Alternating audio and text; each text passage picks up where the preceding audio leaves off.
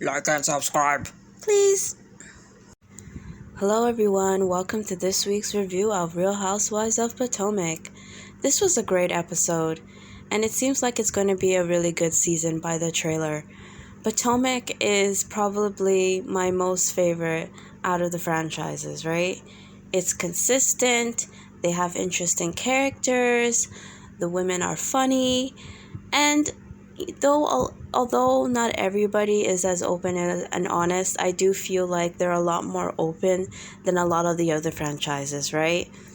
And it seems like a lot of the women, they're married, they have husbands. Not that you have to be married and have a husband, but when you are married and you have kids or stepkids, it just adds more to the show. We're getting more characters, and I like how each character has their own individual storyline versus everything just being centered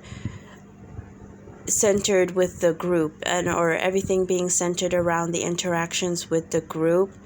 Because when that tends to happen, I feel like too much emphasis is put on the drama with the ladies, and don't get me wrong, I do enjoy that, but there needs to be, for me, a little bit of balance where we're getting the personal story, but we are also getting the friendship story as well, right? Because I think some women, like Beverly Hills is a prime example of that.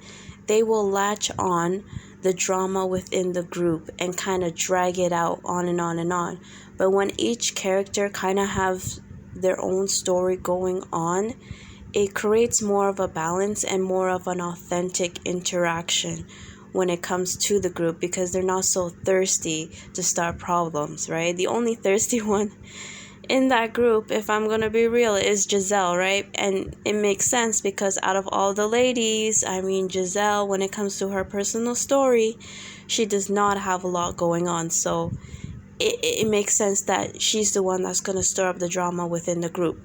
But that's okay, right? That's okay when it's one person doing that.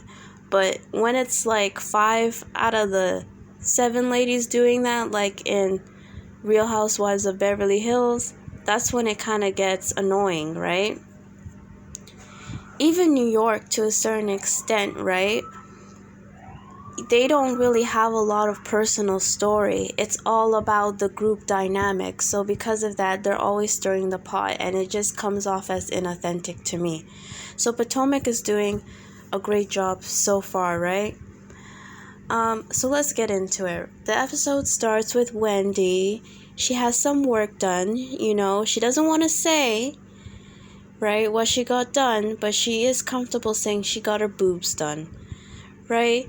And so she does the silhouette challenge, which I think was a cute way to invite the other women to a nude party. Not nude, but nude clothing party, right? And I guess they need a reason to bring everybody together, and I guess her reason is, I want to show everybody my new plastic surgery, right?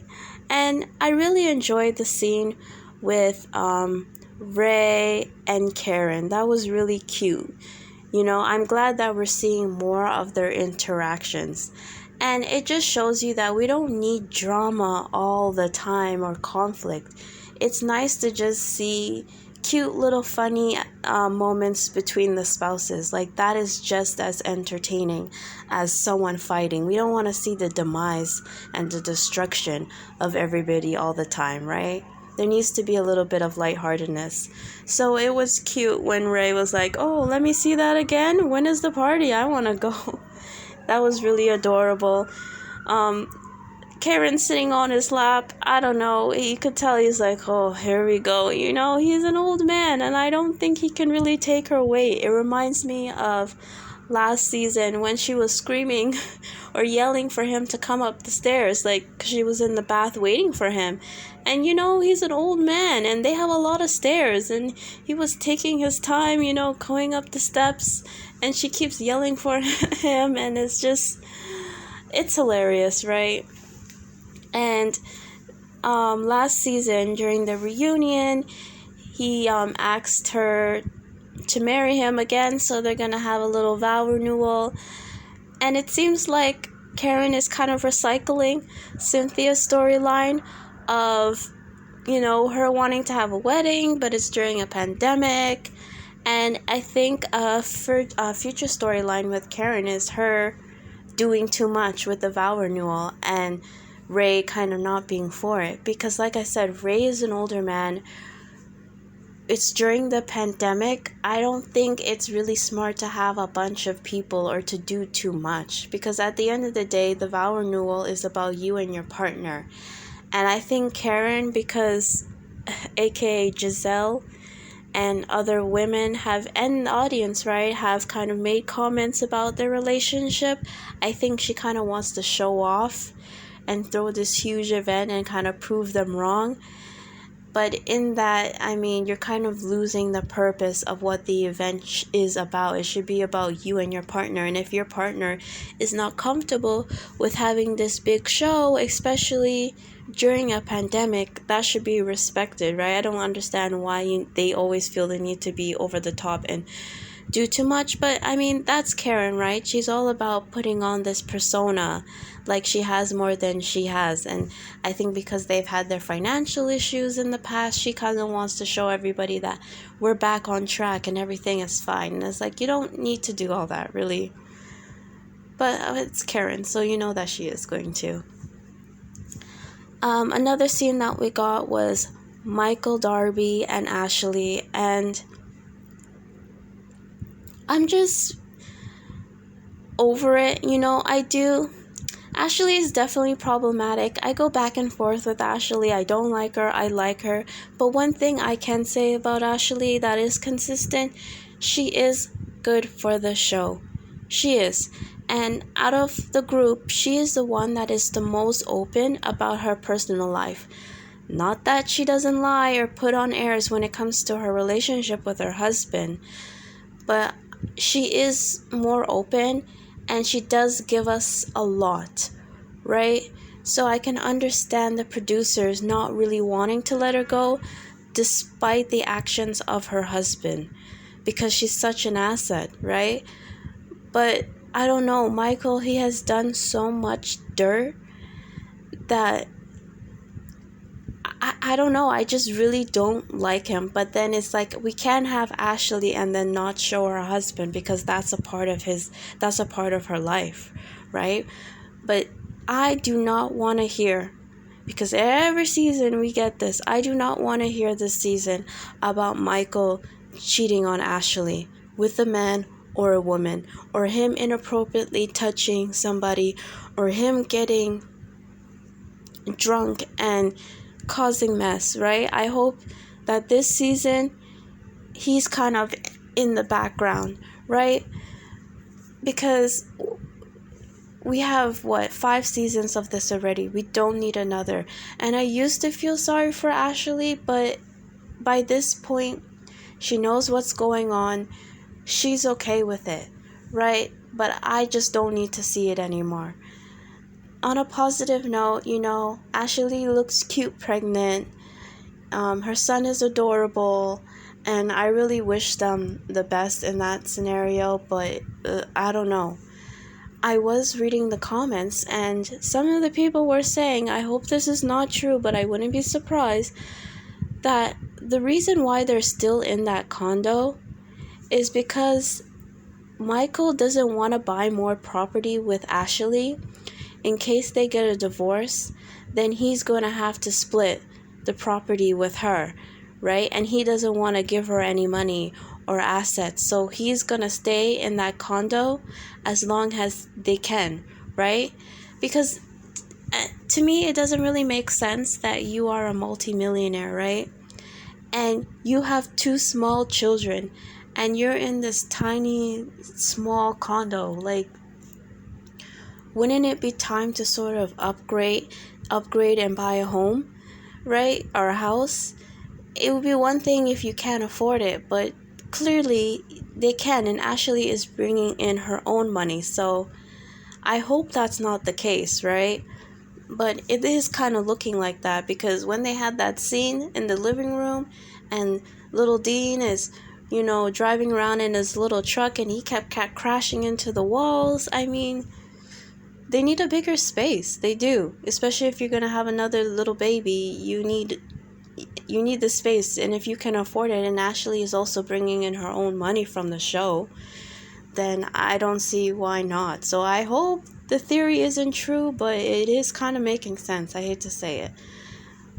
Moving on, Candace, finally she has gotten her dream home. It's a beautiful, gorgeous home. I love the brightness and the openness of the space, right? A lot of the ladies in past seasons have given Candace a hard time, which I think is incredibly hypocritical, right? Because they've given her a hard time because of her mother supporting her, right? But with all the ladies on the show, you are able to live the lifestyle you are living because of your husbands or your ex-husbands, right? Without them, you maybe would have not been in the situation that you are now. You rely heavily on them. Karen is one. Giselle, okay? Robin, before she kind of lost all their money. Ashley, Ashley's husband is taking care of Ashley and her mother. So it is kind of hypocritical for you guys to dog Candace out that her mother is taking care of her. I mean, if you had to pick, wouldn't you want your mother? Because at least that's more consistent than your spouse, because God forbid that situation doesn't work out. And if they don't want to be fair, if they want to be an asshole, right? Or if you sign a prenup, then you're screwed, right? Where your mother is always going to be your mother. Now, I do understand. I do feel like Candace's mother, uses her financial help as a way to sort of control Candace a little bit. But the same thing goes with the men, right?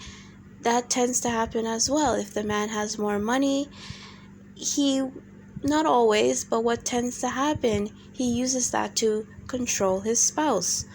So it's the same sort of dynamic. That's why it is important to have financial independence.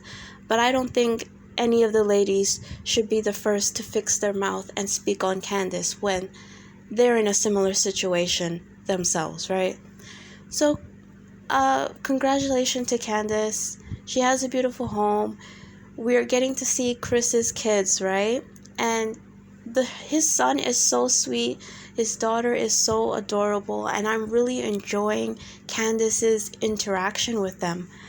But I will say that Chris, I don't know, he kind of has an attitude, so far this episode. When Giselle came over, you could tell he wasn't really feeling Giselle, right? You could tell he's like, like when Giselle was like, hey, where are you? I wanted a snack.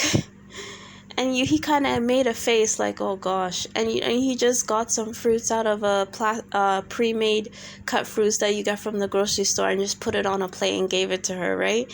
And the whole time he's sort of, when someone has a face but they're trying to hide it, but you can still see it underneath the surface. Like, he has a bit of an attitude, right? And I can imagine that this whole COVID thing, he had a restaurant, and during COVID, all these restaurants shut down, so a lot of people went out of business. So it's very clear he's not in a great place. And from the previews, we see that he is managing Candace's career. And we've seen this story before 1,001 times. When your man is managing your career in entertainment, it doesn't really tend to work out or bode well, and it is a cause of a lot of tension and stress. So I hope that they figure that out, but we're gonna see it play out during the rest of the season, right? So let's move on to Robin and Juan. I don't know about them. I really don't. It could just be Juan's personality. Everybody's different. Not everybody is like bubbly and, outwardly joyous. They're more restrained. But I don't know, it's just every time that Juan is with Robin, he seems a little bit reserved. He seems a little bit detached. He doesn't seem as excited or happy to be there like Robin is, right? So they have a scene in a smoothie place, right? And they're having a conversation, and Juan is calling out Robin for sleeping in, right? And then the funny thing is, he says that she sleeps in till 10 a.m. For me, sleeping into 10 a.m. is not like that bad, okay? It's still pretty early, but I do understand if you have kids, you do have to get them ready. They're not going to school, but online school, you do have to get them together. You do have to feed them.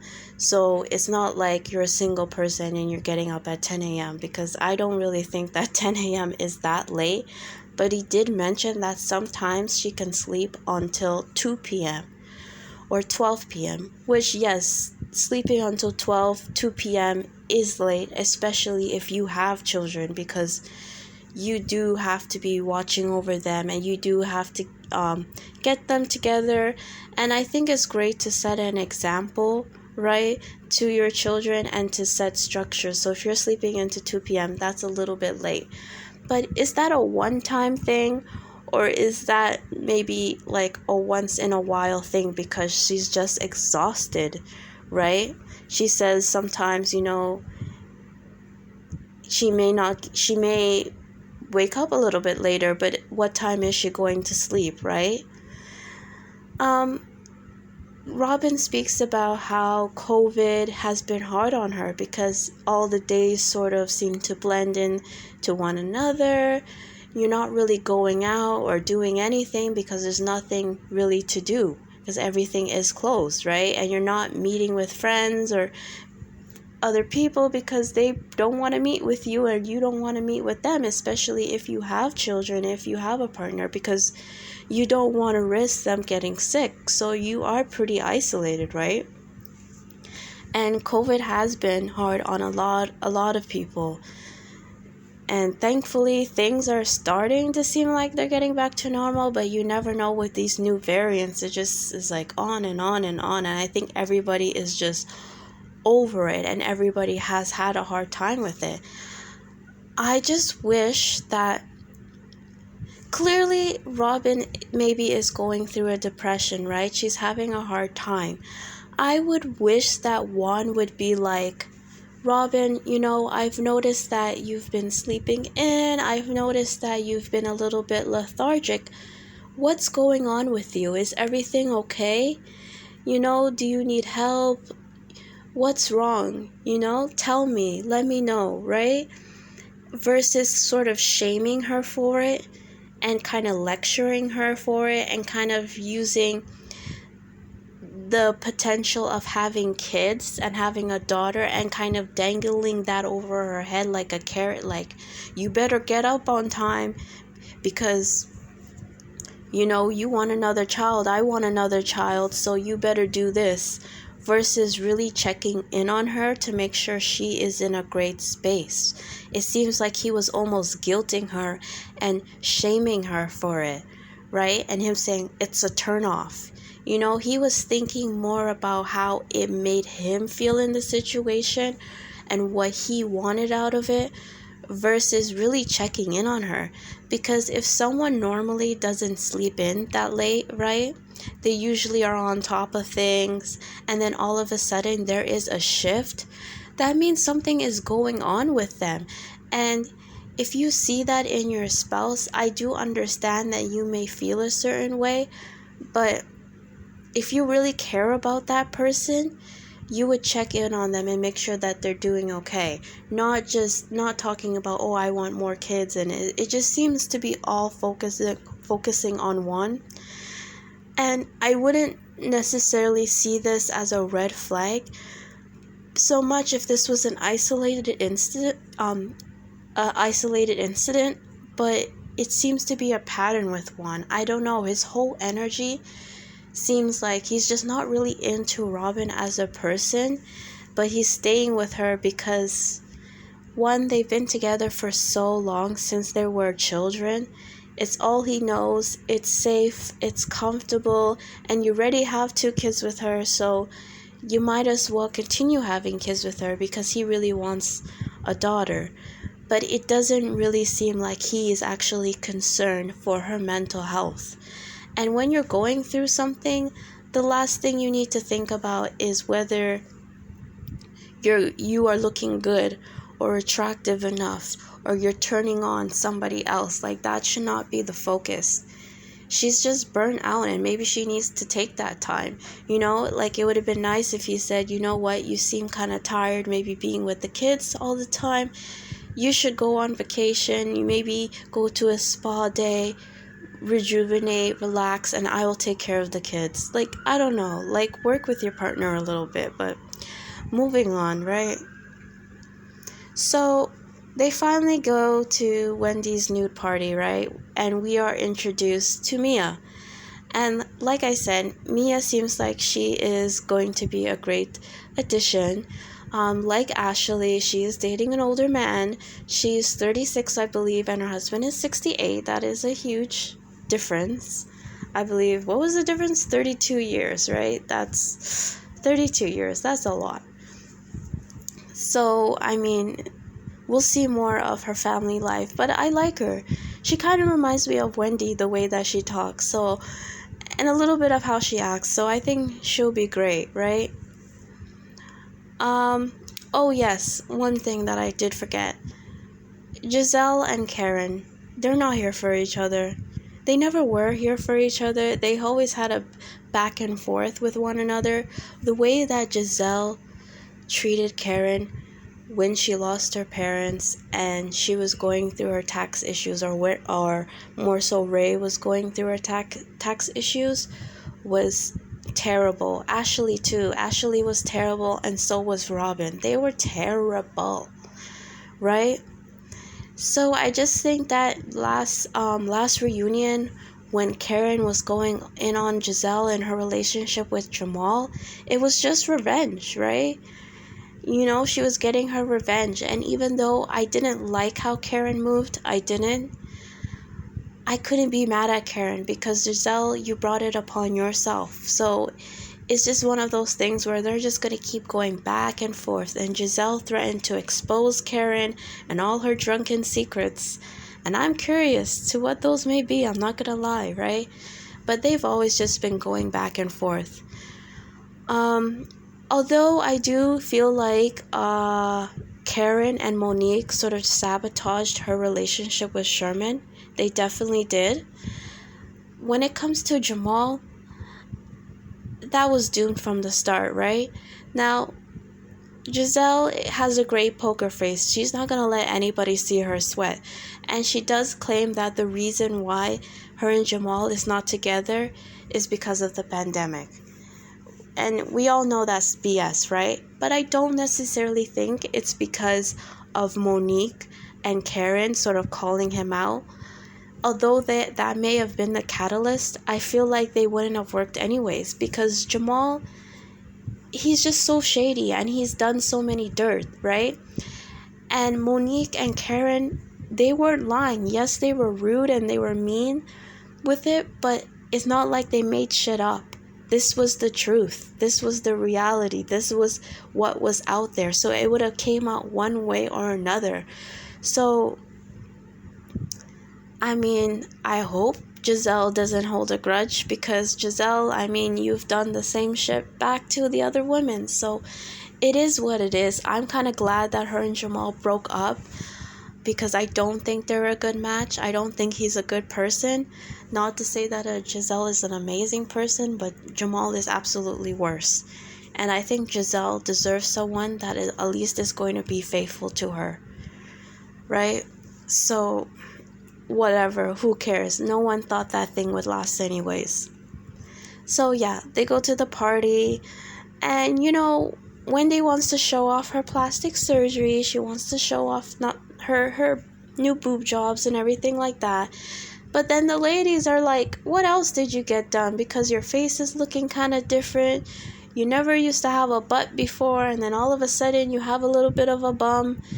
You know, even when Wendy went to the plastic surgeon to have a post-op, or to, to check to make sure that everything is doing well, the doctor was checking out her stomach area.